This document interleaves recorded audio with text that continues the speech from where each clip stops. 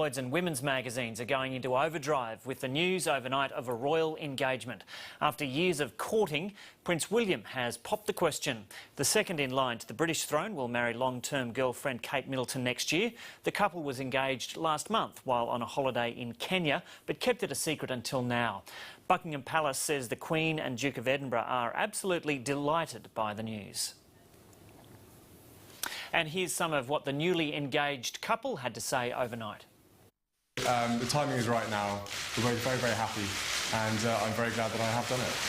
We have been going out a long time, and we had sort of spoken about our future, and it just seemed a natural step for both of us. We both have a great fun time together. We both have a very good sense of humour about things. We down to earth, take the mickey out of each other a lot, and she's got plenty of habits that make me laugh that I tease her about. I'm happy. Well, all of the same, but sort of over the years, William's really looked after me. He's treated me sort of very well as a great sort of loving boyfriend he is. But he's very, very supportive of me in good times and also through the bad times, and that's very special to me. Kate Middleton and Prince William there in a frenzy of flashbulbs popping. Joining me now in the studio is David Flint, the national convener of Australians for a Constitutional Monarchy. And we're also speaking to John Warhurst, the senior deputy chair of the Australian Republican Movement. He's in our Canberra studio. Gentlemen, welcome. David Flint, to you first. You must be a happy man today. I am indeed. I think the nation is happy. This is a very happy moment. People have been expecting something to come about, and it has come about. It's been a long engagement, although the formal part has been relatively short.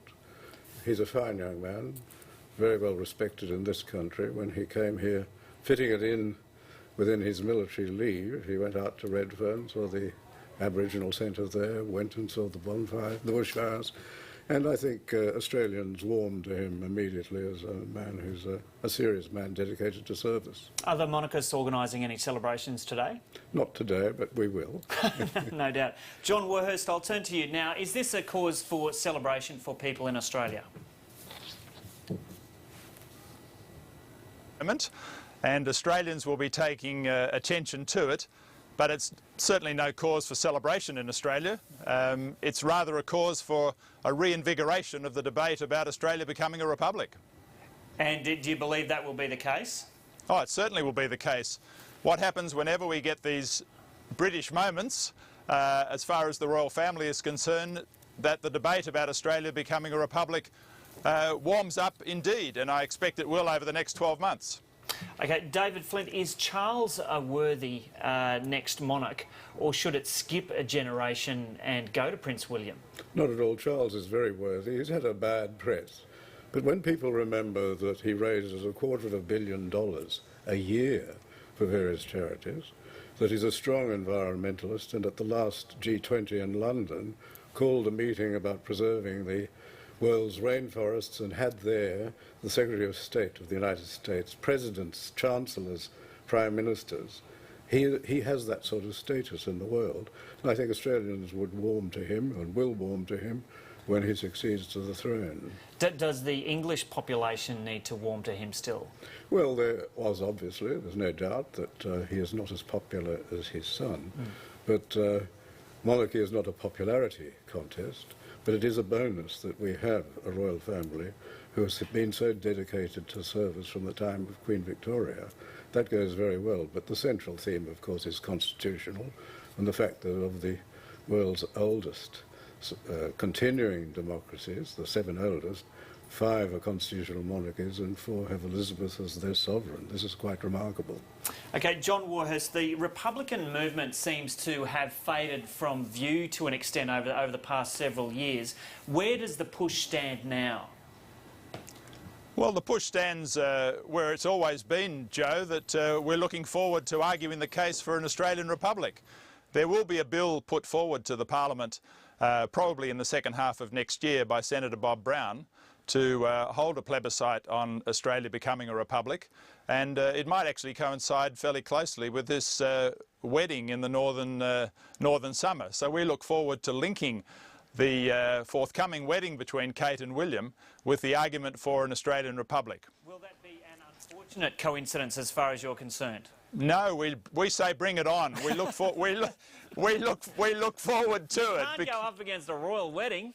No, my word, we can, because the benefit of a royal wedding for Republicans is that it brings attention to the debate about Australian national identity and the fact that 20 or 30 years' time, William will become King of Australia unless Australia becomes a republic. So it will be, in fact, an ideal time when attention is on a matrimonial event to have a political and constitutional debate in Australia, and that's how it should be.